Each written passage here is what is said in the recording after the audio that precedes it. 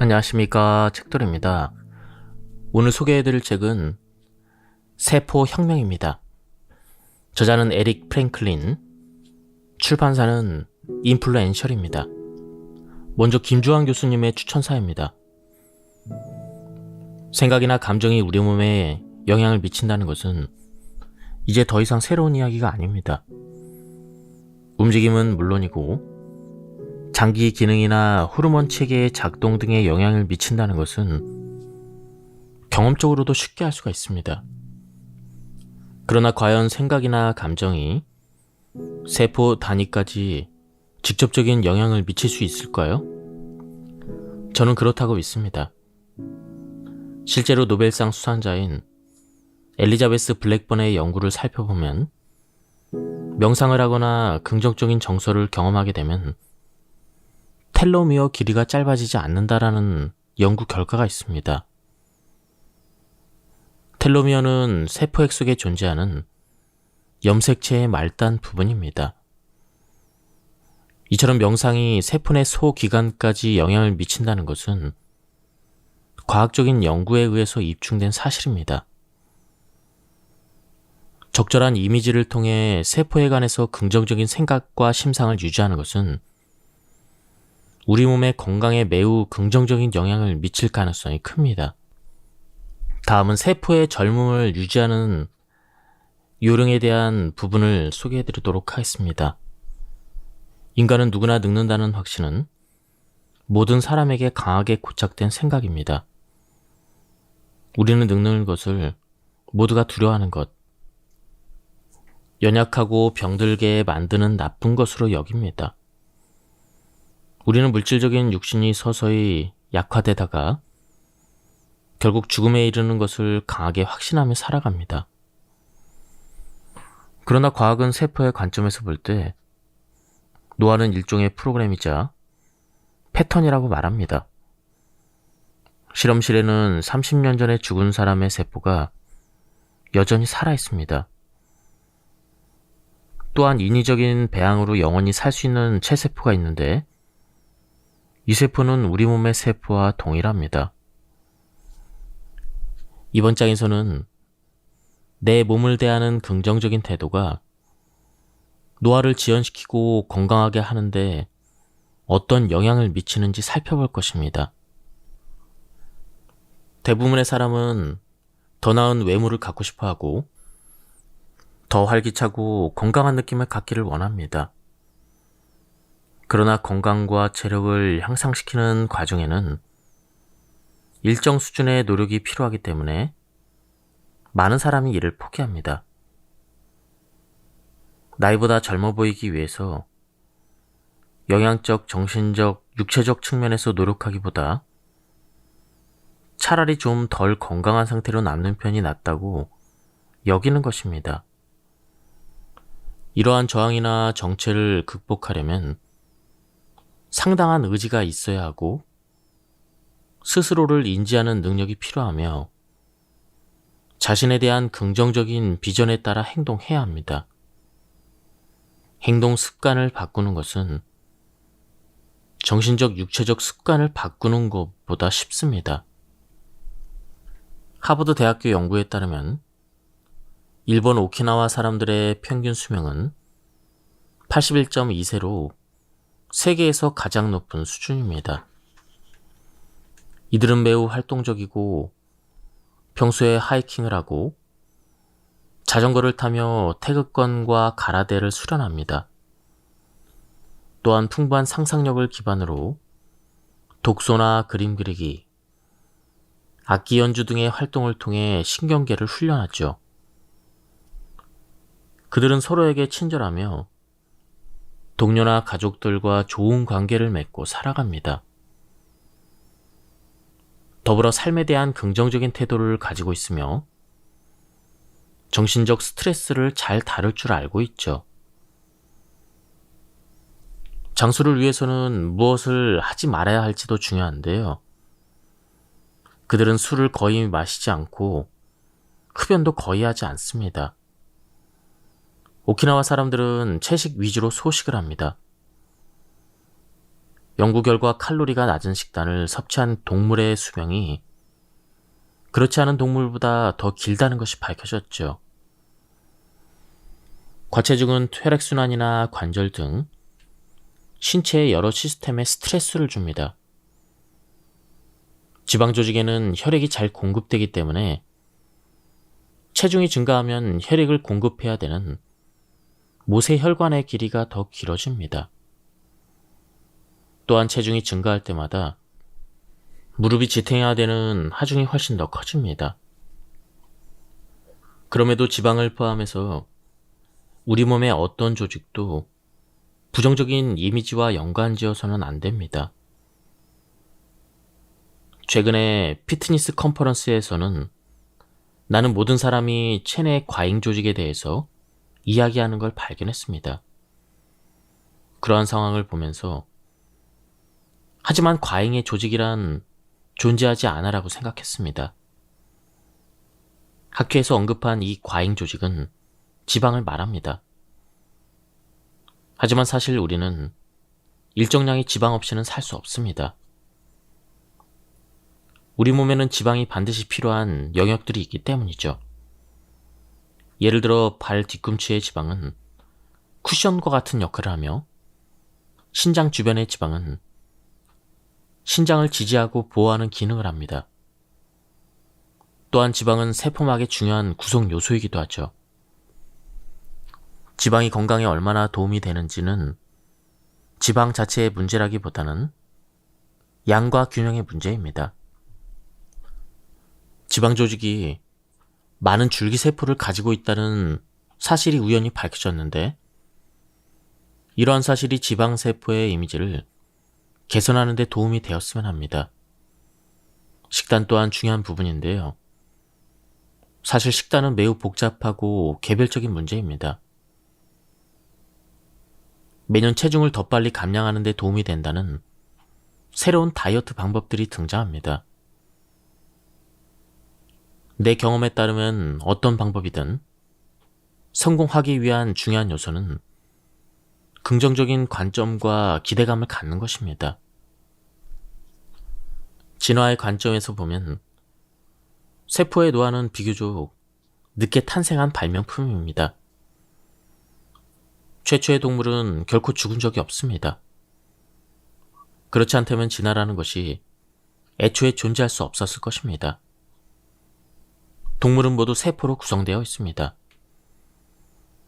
따라서 만약 노화되지 않는 세포가 있다면 우리의 세포도 그럴 수 있는 잠재력이 있는 셈이죠. 실제로 늙지 않는 동물들도 있습니다.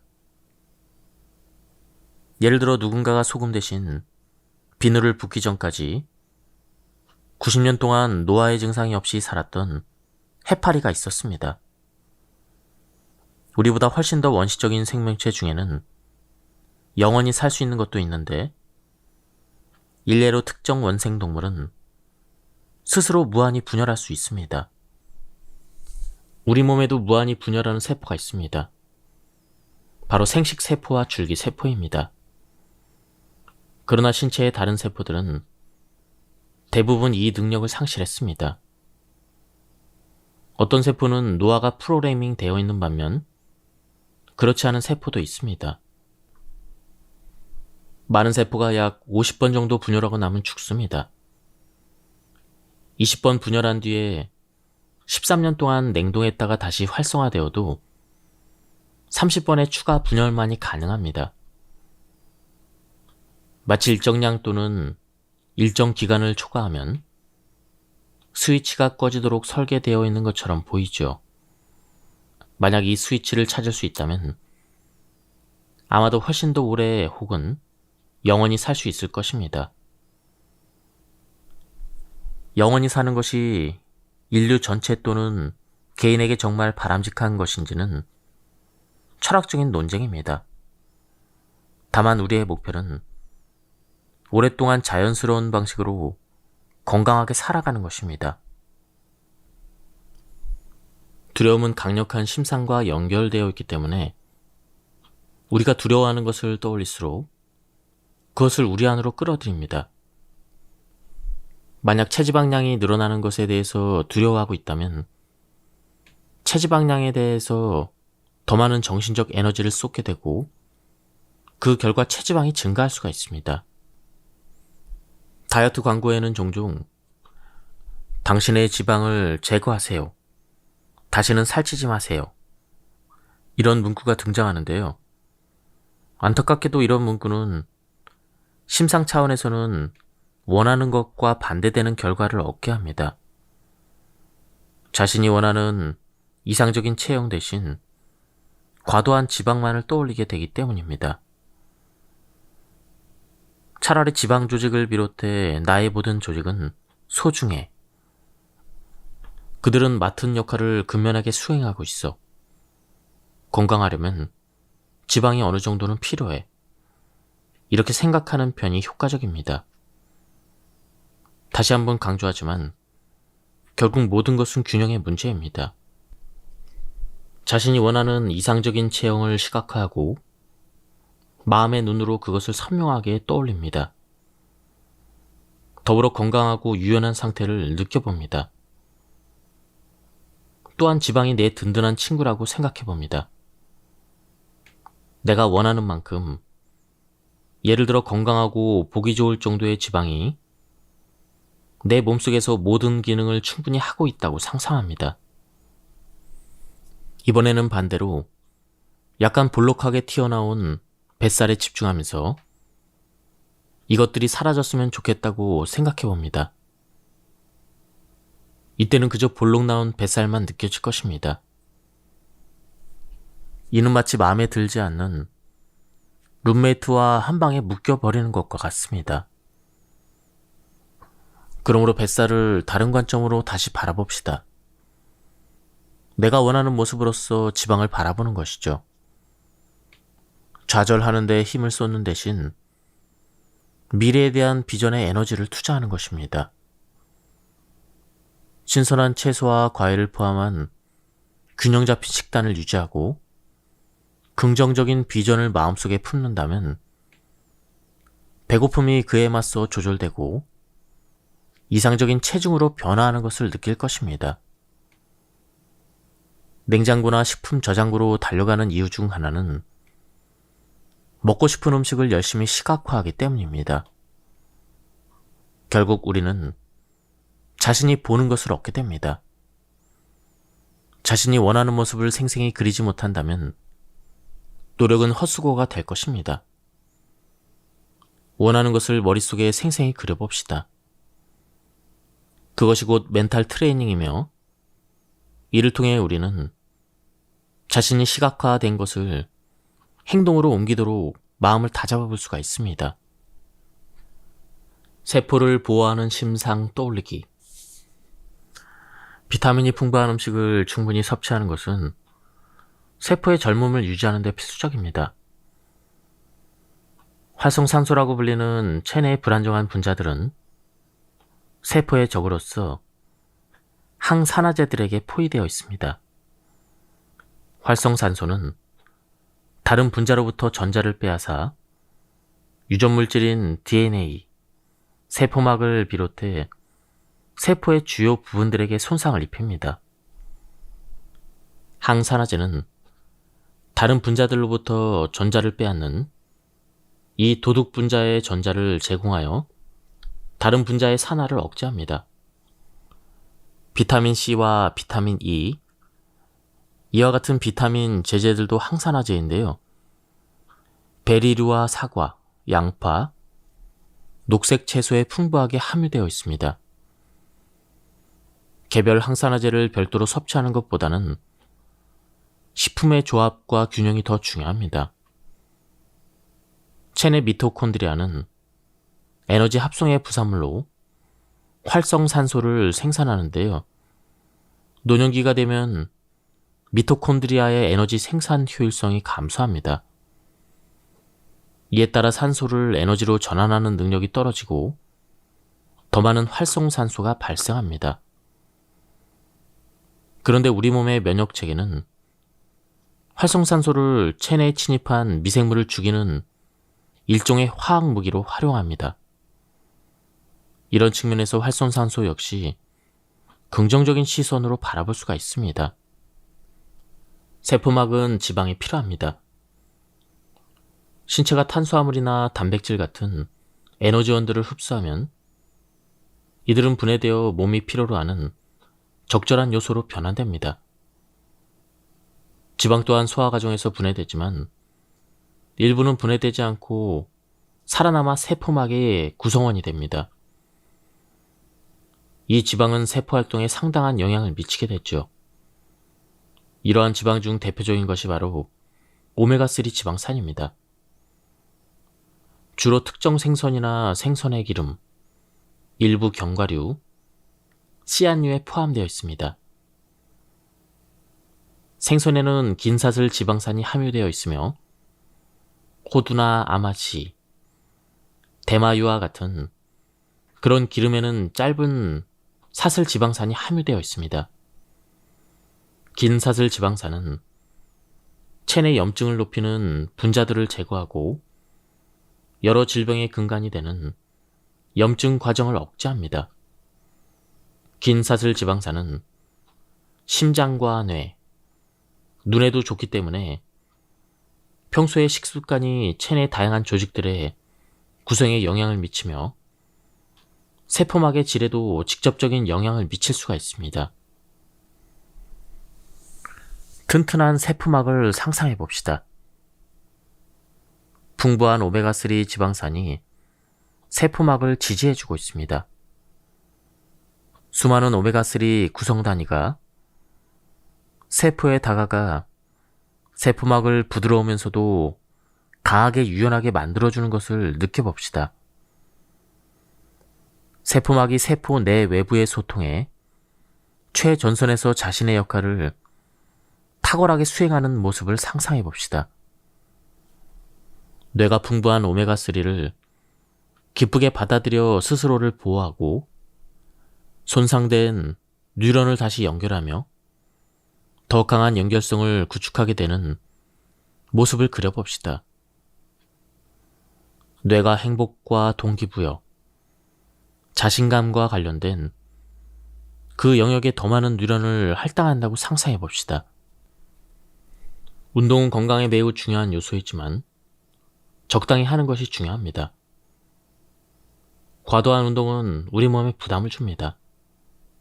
고대 그리스인들은 균형 잡힌 운동이 건강에 유익하다는 것을 알고 있었습니다. 그들은 올림피아에 세계 최초로 몸, 마음 피트니스 센터를 만들었죠.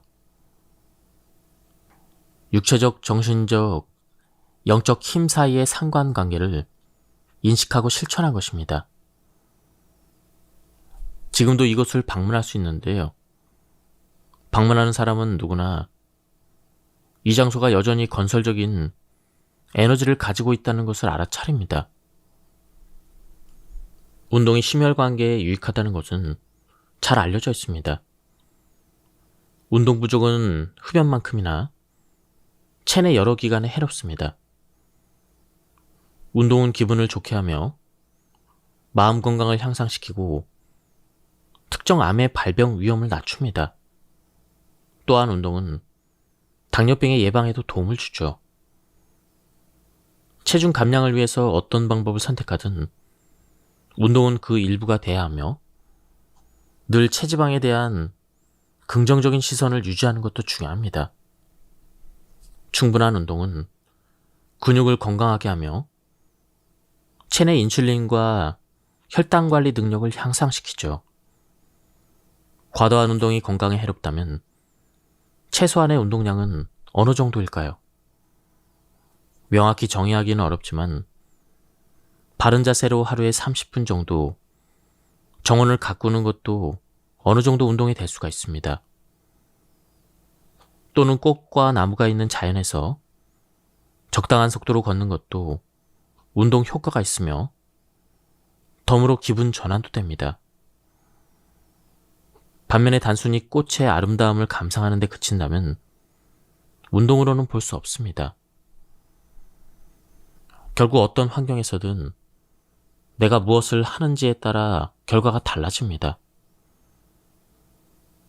세포들은 신체가 하루 일과 중 조금의 운동 시간을 내어주는 것만으로도 무척 고마워합니다.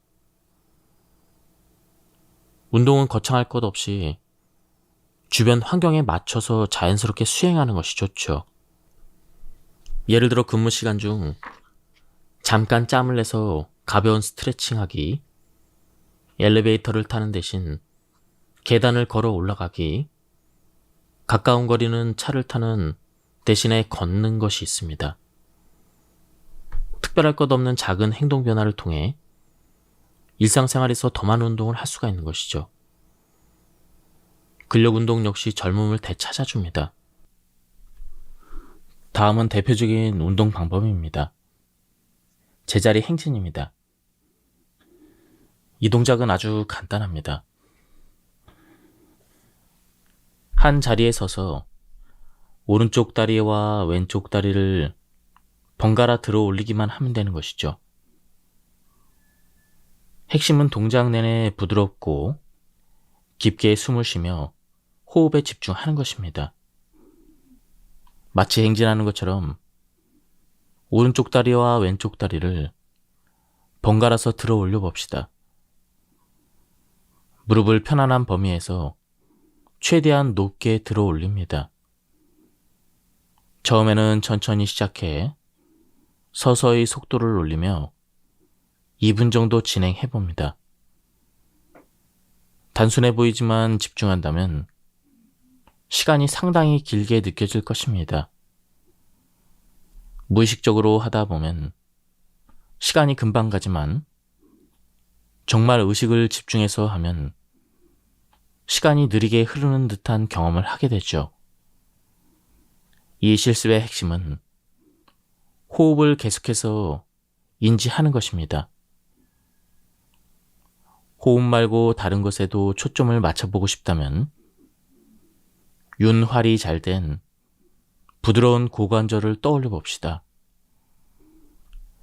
운유적인 심상을 선호한다면 두 개의 줄이 무릎에 달려서 왼쪽과 오른쪽의 무릎을 번갈아 들어 올리는 모습을 상상해 봅시다. 가능하다면 코로 호흡을 지속하는 것입니다. 최소한 2분 정도 수행한 뒤 잠시 서서 몸의 변화를 관찰해 봅시다. 호흡이 더 깊어지고 자세가 좀 더 좋아졌으며 마음이 안정된 것을 느낄 수 있을 것입니다. 젊은 태도가 젊은 세포를 만듭니다.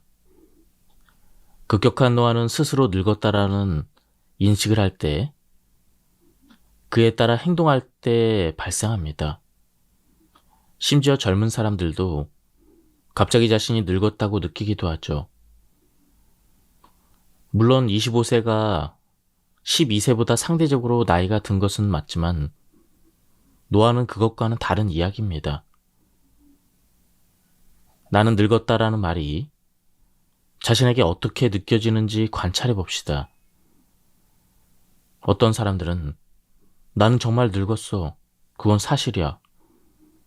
나는 늙었다니까? 이렇게 고집을 부릴 수도 있습니다. 그러나 이런 말은 정말로 강력한 힘을 가진 심적 시연이며 말하는 이에게 부정적인 영향을 줄 뿐입니다. 역설적이게도 90세가 넘은 사람들은 오히려 다른 모습을 보여주는 경향이 있습니다. 그들은 스스로 그리 늙었다고 느끼지 않으며 늙은이처럼 행동하고 싶어 하지 않습니다.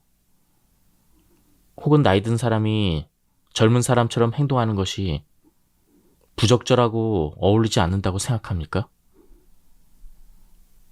여전히 회복력이 좋고 다방면에서 활발하게 활동하는 노인들이 종종 나이에 걸맞지 않다는 이유로 사람들의 눈초리를 받거나 동정의 대상이 되는 것을 본 적이 있습니다. 다른 사람들로부터 인정받기 위해 나이에 딱 맞는 행동을 해야만 하는 걸까요? 이것이 노화 속도에 영향을 미치는 요소가 아닐지 생각해 볼 필요가 있습니다. 실제 사회적인 나이와 무관하게 세포는 어떤 연령에서도 젊어질 수가 있습니다. 단순히 이렇게 생각해 봅시다. 내 세포는 젊다. 그들은 무척 활기차며 앞날이 창창하다. 세포들은 영원히 살 가능성이 있다. 나의 제자 중 한때 바이러스성 심장질환을 앓던 학생이 있었습니다. 당시의 상태가 무척 심각해서 의사들조차 회복에 대한 희망을 줄 수 없는 상황이었죠.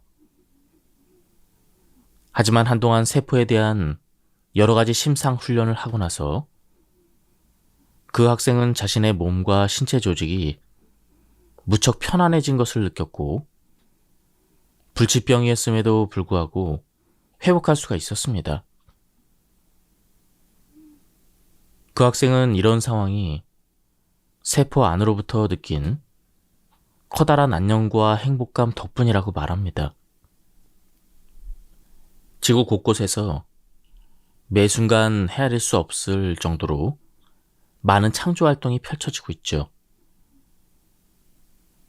바로 이 순간에도 눈에 잘 보이지 않는 투명한 해파리에서부터 코끼리와 기린에 이르기까지 수많은 생명이 태어나고 있습니다. 지금 이 찰나에 수조송이의 꽃이 피어나고 있으며 많은 아이디어와 생각이 창의적인 아이디어와 영감의 형태로 사람들의 머릿속에서 소용돌이 치고 있죠. 우리가 한번 호흡하는 동안 세계의 나무들은 모두 합쳐 10만 킬로미터만큼 키가 커져 하늘에 가까워집니다. 우리가 이러한 창조의 향연의 일부라는 것을 자학하고 경험을 한다면 이를 통해 세포 건강을 증진시키는 잠재력을 가지게 됩니다. 우리는 매 순간 나무와 식물, 바다의 무수한 플랑크톤이 내뿜는 호흡을 들이마시고 있죠. 이러한 생각을 통해 우리가 지구 전체와 연결되어 있다는 것을 느낄 수 있습니까? 단지 가까운 가족이나 친구와의 연결이 아닌 전 세계와의 연결감을 느낄 수 있습니까? 만약 내가 이 행성 전체와 연결되어 있고 지구 전체가 나의 세포에 에너지를 공급해주고 있음을 느낀다면 현재 겪고 있는 개인적인 문제들에 대한 인식이 눈 녹듯 바뀌기 시작할 것입니다. 지구상에서 이루어지는 엄청난 양의 산소와 이산화탄소의 교환을 상상해 봅시다. 바다의 플랑크톤과 식물들은 이산화탄소를 이용해 자신의 물리적 실체를 만들어냅니다. 반면 우리와 같은 동물들은 산소와 영양분의 도움으로 호흡을 통해 몸을 만들어냈죠. 참고로 식물은 광합성이 일어나지 않는 밤에는 이산화탄소가 아닌 산소를 사용합니다. 우리가 숨을 내쉴 때는 식물과 플랑크톤에게 이산화탄소를 공급해주고 숨을 들이쉴 때는 식물과 플랑크톤이 우리에게 산소를 공급해줍니다. 내가 하는 생각이 모든 세포 활동을 작동시키는 엔진이라고 상상해 봅시다. 이번 실습은 뇌를 떠올리면서 해보려고 합니다. 우리의 뇌는 매초 수천, 수만 가지의 복잡한 기능을 수행합니다. 수백만의 세포들이 협력해서 놀라운 속도로 신호를 교환하고 전달하죠. 나의 생각이 세포들의 활동을 추진하는 에너지를 제공한다고 상상해 봅시다. 뇌세포들은 수백만 개의 작은 풍차이고 나의 생각은 이 풍차에 힘을 실어주는 바람이라고 생각해 봅시다. 내 생각이 긍정적이고 의욕이 넘치며 조화롭다면 나의 풍차들도 원활하고 효율적으로 기능하며 긍정적 에너지로 가득 채워질 것입니다. 며칠간 다음의 실습을 실천해 보길 권합니다. 매일 아침 3분만 시간을 내서 나의 생각이 내 세포에 미치는 긍정적 영향에 집중해 봅니다. 뇌세포들에게 의식적으로 행복한 생각, 기분이 좋아지는 이미지, 편안함, 활력을 불어넣는 생각들을 전송하는 것이죠. 긍정적인 관점이 전신에 퍼져나가는 것을 느껴봅시다. 햇살을 통해 세포를 풍요롭게 하기, 머리 위에서 밝게 빛나는 태양을 상상해 봅시다.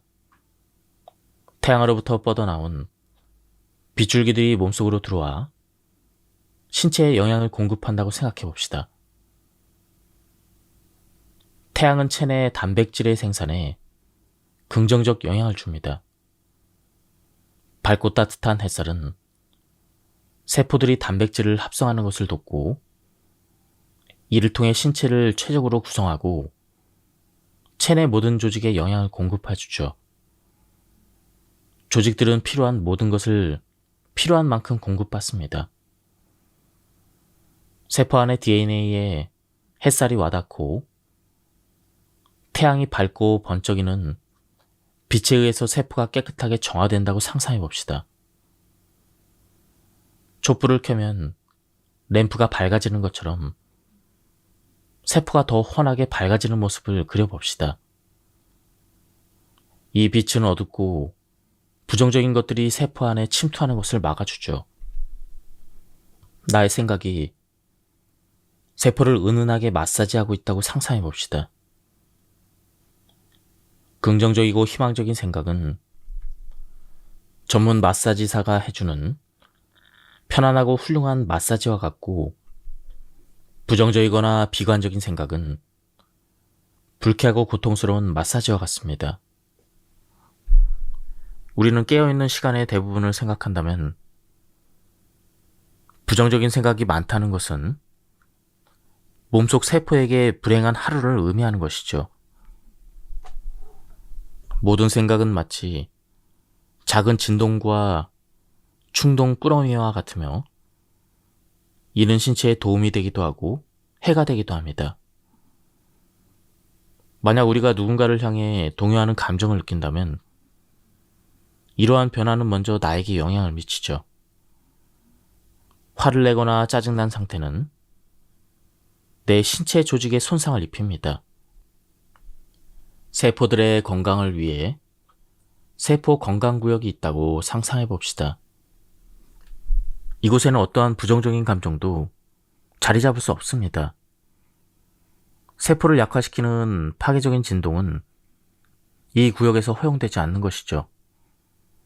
또한 원한다면 언제든 각 세포 주위에 가상의 빛 울타리를 만들어 세포를 깨끗하게 유지하고 모든 부정적인 영향으로부터 보호할 수가 있죠. 세포가 서로 원활하게 소통하며 나의 건강과 행복을 위해 조화롭게 협력하는 모습을 상상해 봅시다. 감사의 시간 갖기. 자신의 손을 살펴보고 스스로에게 물어봅시다. 내 손에 대해서 뭐라고 말할 수 있을까? 나는 내 손이 멋지고 우아하고 균형이 잘 잡혀있다고 생각하는가? 흠잡을 곳이 없이 잘 작동하고 있는가? 내 팔과 잘 어울리며 내 몸의 다른 부분들과 조화를 이루고 있는가? 손이 나를 위해 해주었던 모든 일들을 떠올려봅시다. 물건을 잡고 도구를 사용하며 타이핑을 하거나 펜으로 글을 쓰고 던지거나 받기도 하고 요리하고 청소하고 사랑하는 사람을 쓰다듬는 일 등 여러 가지 일을 해왔을 것입니다. 손은 한없이 다재다능합니다. 지금껏 의식적으로 손에게 감사하는 시간을 가져본 적이 있습니까? 나를 위해 온갖 일을 다해주는 친구가 있는데 내가 단 한 번도 고마워 해본 적이 없다고 생각해 봅시다. 아마 그 사람은 더 이상 친구가 아닐 것입니다. 이제 이 과정을 온몸에 적용하며 생각해 봅시다. 팔꿈치를 관찰하고 스스로에게 물어봅시다. 내 팔꿈치에게 어떤 말을 해줘야 할까? 어깨를 관찰한 뒤에 자신에게 물어봅시다. 내 어깨에게 어떻게 감사할 수 있을까? 머리와 목에 주의를 기울인 뒤 물어봅시다. 나의 머리와 눈과 코, 입에게 어떻게 고마움을 표현할 수 있을까? 이런 것들을 관찰한 뒤에 스스로에게 물어봅시다. 나는 내 등에 어떤 점을 좋아할까? 복부를 관찰한 뒤에 자신에게 물어봅시다. 내 배에게 무슨 말을 해주면 좋을까? 여태껏 통통하다고만 얘기했던 것 같은데 그것 말고 어떤 좋은 이야기를 해줄 수 있을까? 골반의 의식을 집중해보고 물어봅시다. 나는 골반과 어떻게 소통할 수 있을까? 상체와 하체를 이어주며 나를 위해 갖가지 좋은 일을 해주는 골반에게 어떤 말을 전해야 할까? 이제 다리와 무릎, 발에 집중하며 그들에게 무슨 말을 해야 할지 스스로 물어봅시다. 더 나아가 내부 장기들은 어떠합니까? 간이나 폐, 심장, 신장은 어떠합니까? 마지막으로 세포를 생각해 봅시다. 나의 장기와 세포에 대해서 긍정적인 부분을 구체적으로 자세히 이야기할 수 있습니까? 고마워라고 말할 수도 있지만 많은 시간과 노력을 들여 큰 호의를 베풀었는데 그저 고맙다는 말을 하기에는 다소 부족한 것 같습니다. 우리 심장은 하루에 10만 번 이상 뛰고 일생에 걸쳐 30억 번 이상 박동할 것입니다. 이토록 놀라운 성취에 대해서 구체적으로 감사를 표현해 봅시다. 흥미롭게도 많은 사람이 자신의 신체에 대해서 긍정적 감정을 표현하는 것을 어려워합니다. 예를 들어 자신의 발에 대한 생각을 공유해 줄 수 있냐고 물어보면 종종 냄새가 난다거나 손이 닿기엔 너무 멀다 같은 볼멘 소리가 들려옵니다. 이 여정을 통해 이제 나의 몸에게 좀 더 많이 구체적으로 감사를 표하겠다는 결심할 때가 되었습니다. 우리가 살면서 해왔던 것보다 아주 조금만 혹은 그 이상으로 이를 실천한다면 정말 기적을 일으킬 수가 있습니다. 세포들은 나에게 고마워할 것입니다. 지금까지 이 책에 대한 리뷰를 모두 마쳤습니다. 제가 일정 부분만 소개해드렸기 때문에 많은 부분이 생략되었습니다. 한번 책을 구해서 읽어보실 것을 추천드립니다. 여기서 리뷰를 마치도록 하겠습니다. 감사합니다.